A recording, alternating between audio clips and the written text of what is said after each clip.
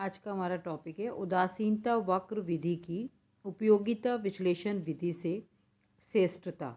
हमने दोनों ही चैप्टर पढ़ लिए हैं, उदासीनता वक्र विधि भी पढ़ ली है और उपयोगिता विश्लेषण विधि भी हम पढ़ चुके हैं। तो इसमें हम ये डिस्कस कर रहे हैं कि उदासीनता वक्र विधि जो है indifference curve analysis utility analysis से कैसे अधिक श्रेष्ठ है।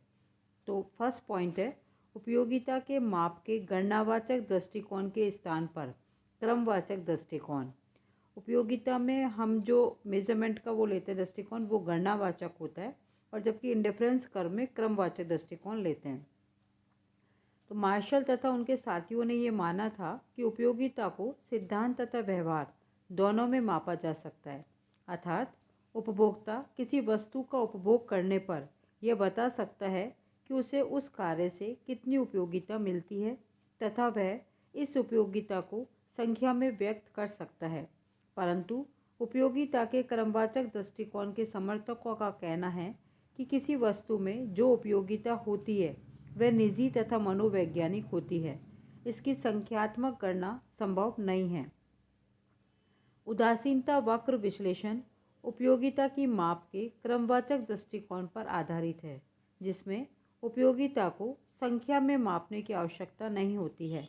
इसमें उपभोक्ता को किसी वस्तु से प्राप्त उपयोगिता की संख्या में माप नहीं करनी पड़ती, बल्कि इसमें उपभोक्ता को विभिन्न वस्तुओं या वस्तुओं के समूह से मिलने वाली संतुष्टि को पसंदगी क्रम में रखना होता है, अर्थात उसे केवल ये बताना होता है कि वह वस्तुओं के पहले संयोग को दूसरे संयोग से अधिक पसंद करता है अथवा कम अथवा दोनों को समान रूप से पसंद करता है, इसलिए उनके प्रति उदासीन है।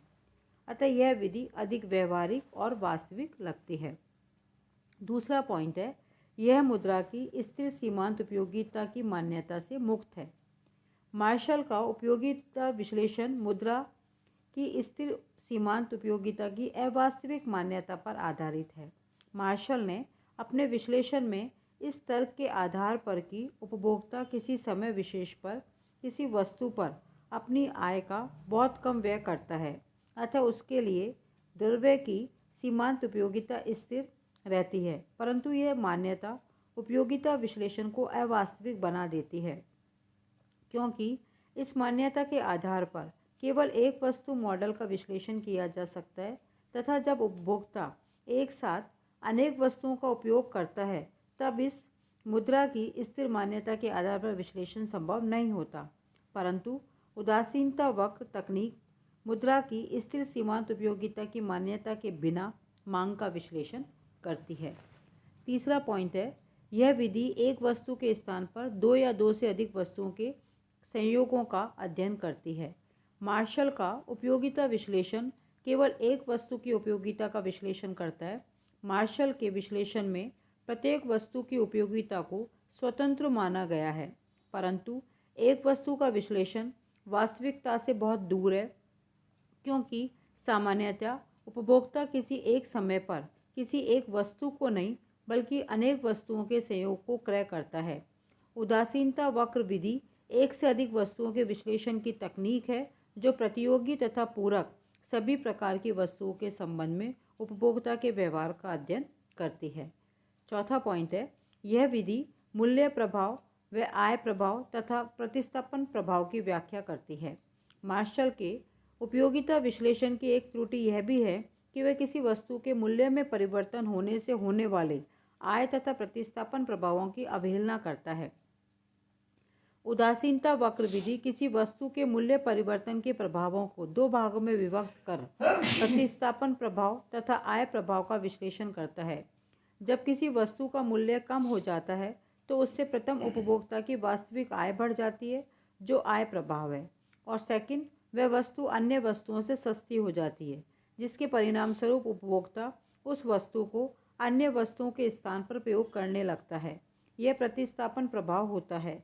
उदासीनता वक्र विधि में मूल्य परिवर्तन के प्रभावों का आय तथा प्रतिस्थापन प्रभावों में विभाजित करके अध्ययन किया जाता है, अर्थात यह विधि उपयोगिता विधि से ज़्यादा सही है।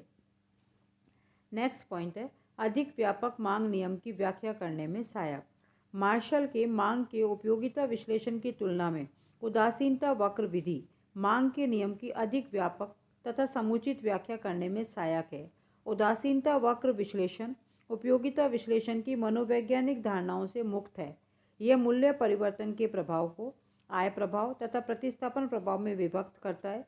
इसलिए इसके आधार पर हमें मांग का अधिक व्यापक और समुचित नियम प्राप्त होता है। मार्शल का मांग का नियम घटिया वस्तुओं के मूल्यों में कमी होने पर उनकी मांग में कमी होने को स्पष्ट नहीं करता, जबकि उदासीनता वक्र विधि में मूल्य परिवर्तन के प्रभाव को आय प्रभाव तथा प्रतिस्थापन प्रभाव में विभाजित करके स्पष्ट किया जा सकता है।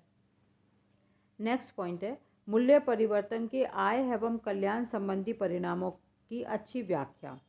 उदासीनता वक्रों की सहायता से किसी वस्तु के मूल्य परिवर्तन के कल्याणतम परिणामों को आय परिवर्तन के परिणामों में परिवर्तित किया जा सकता है। जब किसी वस्तु के मूल्य में कमी होती है तो उसके कारण उपभोक्ता कल्याण या संतुष्टि के निम्न स्तर से उच्च स्तर पर चला जाता है। इसी प्रकार किसी वस्तु के मूल्य में वृद्धि होने पर उपभोक्ता कल्याण अथवा संतुष्टि के उच्च स्तर से निम्न स्तर पर पहुंच जाता है। इस प्रकार वस्तु के मूल्य में परिवर्तन के कारण उपभोक्ता के कल्याण में जो परिवर्तन होंगे वे वास्तविक आय में हुए परिवर्तनों के समान ही होंगे।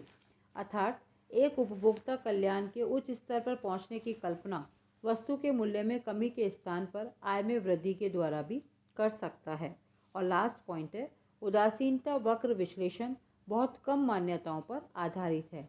मार्शल का उपयोगिता विश्लेषण अत्यधिक अवास्तविक मान्यताओं पर आधारित है, जबकि उदासीनता वक्र विश्लेषण बहुत कम मान्यताओं पर आधारित है तथा उपयोगिता विश्लेषण से अधिक सही और वास्तविक निष्कर्ष प्राप्त कर लेता है। ये सारे पॉइंट्स ये स्पष्ट करते हैं कि indifference curve analysis utility analysis से ज़्यादा बेस्ट है। नेक्स्ट हेडिंग है कि ऐसा नहीं कि इंडिफरेंस कर्व एनालिसिस में कोई क्रिटिसिज्म नहीं है या आलोचनाएं नहीं है, इसकी भी आलोचना है। और इस चैप्टर का ये लास्ट हेडिंग है हमारा उदासीनता वक्र विश्लेषण की आलोचनाएं। पहली आलोचना है नई बोतल में पुरानी शराब। प्रोफेसर नाइट रॉबर्टसन इसे उपयोगिता विश्लेषण पर कोई सुधार नहीं बताते। प्रोफेसर रॉबर्टसन का कहना है कि उदासीनता वक्र विश्लेषण नई बोतल में पुरानी शराब है। उनके अनुसार उदासीनता वक्र विश्लेषण में पुरानी धारणाओं और समीकरणों के स्थान पर नई धारणाओं और समीकरणों का प्रयोग किया गया है, परंतु मूलभूत दृष्टिकोण में कोई अंतर नहीं है। उपयोगिता के स्थान पर अधिमान का गणनीवाचक दृष्टिकोण 1, 2, 3, 4 जो उपयोगिताएं उपभोक्ता को प्राप्त होती है के स्थान पर क्रमवाचक दृष्टिकोण पहली, दूसरी, तीसरी उदासीनता वक्रों का प्रयोग किया गया है जो उपभोक्ता के अधिमान बतलाती है। सीमांत उपयोगिता के स्थान पर प्रतिस्थापन के सीमांत दर, सीमांत उपयोगिता हास नियम के स्थापन पर प्रतिस्थापन की घटती सीमांत दर के सिद्धांत तथा उपभोक्ता के संतुलन के लिए समानुपातिकता के नियम के स्थान पर प्रतिस्थापन दर और मूल्य अनुपात की समानता के विचार का प्रयोग किया गया है। इस प्रकार ये स्पष्ट है कि उदासीनता वक्र विश्लेषण कोई नई चीज़ नहीं है, बल्कि पुराने उपयोगिता विश्लेषण को ही एक नए रूप में प्रस्तुत किया गया है। सेकेंड पॉइंट है अवास्तविक मान्यताओं पर आधारित। उदासीनता वक्र विश्लेषण इस मान्यता पर आधारित है कि उपभोक्ता को अपने अधिमान अथवा पसंदगी मानचित्र की पूर्ण जानकारी होती है, परंतु यह मान्यता व्यवहारिकता से बहुत दूर है। किसी भी उपभोक्ता को दो वस्तुओं के उन सभी संयोगों की जानकारी नहीं हो सकती जिनसे उसे समान संतुष्टि मिलती है। उपभोक्ता को खरीदे गए संयोगों के आसपास 2, 3 या कुछ संयोगों की जानकारी होती है। अतः ये कहा जा सकता है कि उपभोक्ता को अपने समूचे अधिमान मानचित्र का ज्ञान नहीं होता। इसी तरह उदासीनता वक्र विश्लेषण में एक अव्यावहारिकता यह भी है कि इस विश्लेषण में उपभोक्ता के ऐसे संयोगों को भी सम्मिलित कर लिया जाता है जो उसके व्यवहारिक संयोगों से बहुत दूर होते हैं। फॉर एग्जाम्पल, यह कहना तो ठीक है कि उपभोक्ता को 2 जोड़े जूतों और 8 कमीजों से उतनी ही संतुष्टि मिलती है जितनी 3 जोड़े जूते और 5 कमीजों से मिलती है, परंतु यह कहना कि 1 कमीज तथा 7 जोड़े जूतों से भी उतनी ही संतुष्टि मिलती है एक अव्यावहारिक संयोग है। जो ठीक प्रतीत नहीं होता। नेक्स्ट पॉइंट है दो वस्तु मॉडल अवास्तविक। उदासीनता वक्र विश्लेषण केवल सरल दिशाओं में, जहां उपभोक्ता दो वस्तुओं में ही चुनाव करता है, उपभोक्ता के व्यवहार का प्रभावपूर्ण अध्ययन करता है। यह मान्यता इस विश्लेषण को अवास्तविक बना देती है क्योंकि उपभोक्ता अपनी असीमित आवश्यकताओं को पूरा करने के लिए केवल दो वस्तुएं ही नहीं बल्कि बहुत सी वस्तुएं क्रय करता है। इस विश्लेषण में तीन वस्तुएं प्रयोग करने पर त्रिदिशा चित्रों का प्रयोग किया जाता है, जिनका प्रयोग करना तथा समझना कठिन होता है। वस्तुओं की संख्या 3 से अधिक बढ़ने पर रेखागणित सहायक नहीं होती और जटिलतम बीजगणित का सहारा लेना पड़ता है। फोर्थ पॉइंट है उपभोक्ता विवेकशील नहीं होता।